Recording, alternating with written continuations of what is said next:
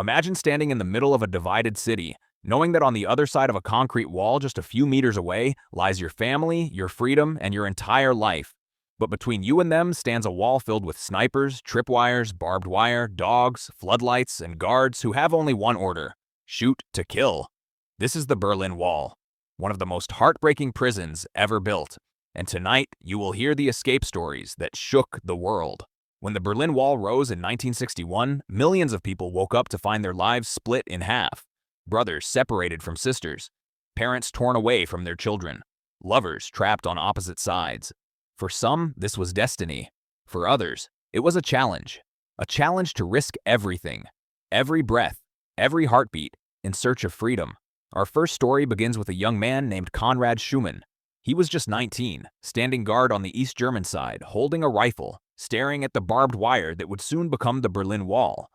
Crowds on the West Berlin side shouted, "Come on, jump, you can make it." Schumann's hands trembled. He knew the Stasi was watching him. He knew if he fled, he would be called a traitor. But if he stayed, he would live a life he never believed in. Then, in a single heartbeat, he made a decision that echoed around the world. Schumann dropped his cigarette, took 3 steps back, and sprinted towards the wire. As East German guards shouted, he flew into the air, leaping over the barbed wire, just as a photographer snapped the most iconic escape photo of the Cold War. His leap wasn't just physical, it was a jump into history.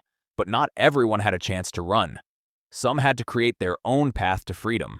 That's where 2 families, total strangers, came together to build one of the most unbelievable escape machines ever attempted, a homemade hot air balloon.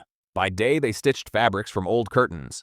By night, they welded a burner from scrap metal.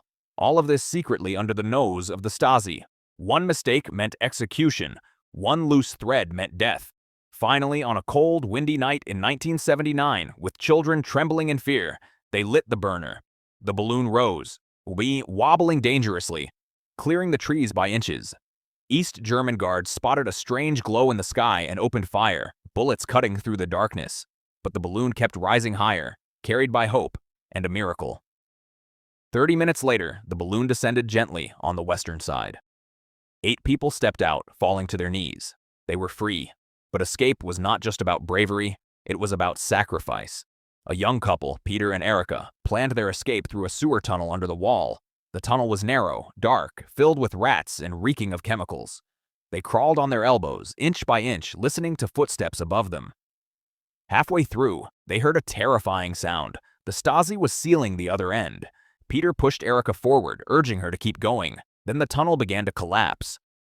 Erica survived. Peter didn't. She reached West Berlin with nothing but tears and the memory of the man who gave his life so she could reach the other side. Every escape from the Berlin Wall carried the same haunting question: how far would you go for freedom? For some, the answer was simple: as far as it takes.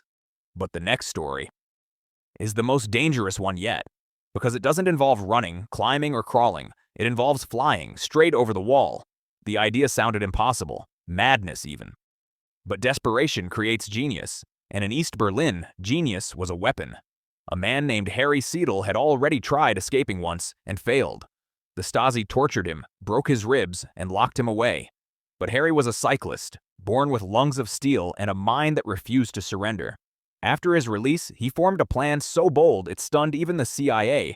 He would build an ultralight aircraft and fly over the Berlin Wall. Seidel worked secretly in an old warehouse, building an aircraft from motorcycle parts, scrap metal, and canvas wings. He had no pilot training, no manuals, no permission, just courage.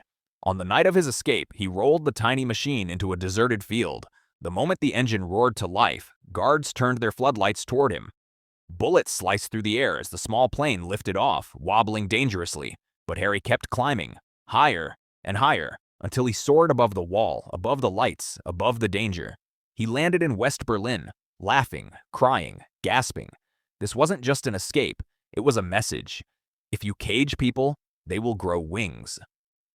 But not every attempt ended in triumph. Some end with a silence so heavy, even history hesitates to speak of it. One winter night, 2 brothers attempted to zipline over the wall using a steel cable shot from one building to another. The younger brother, Thomas, went first. The cable held.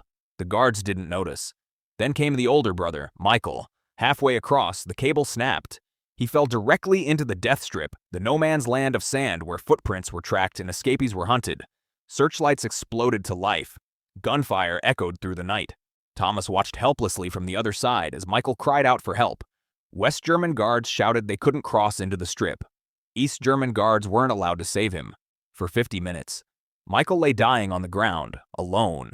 The world saw the footage. People cried, screamed, protested, and leaders on both sides felt the shame. Michael's death did something no wall could stop. It touched the conscience of millions.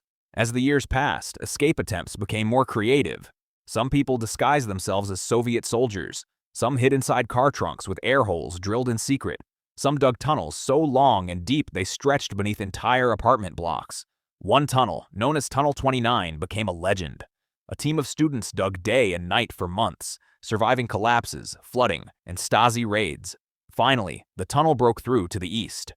On the night of the escape, families rushed in one by one, crying, crawling, running for their lives.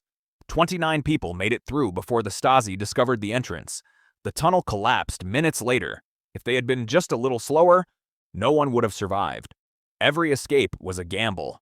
Every attempt was a heartbeat between life and death. And every person who ran did so for one simple reason: freedom. But in 1989, something happened that no one expected. Something more powerful than guards, guns, or concrete.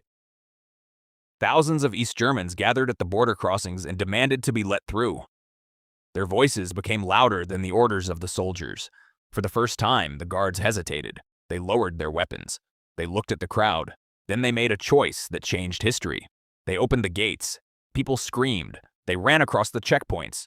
They climbed the wall. They hugged strangers. Families reunited. And the wall, this monster that had divided millions, fell not with bombs, not with bullets, but with human courage.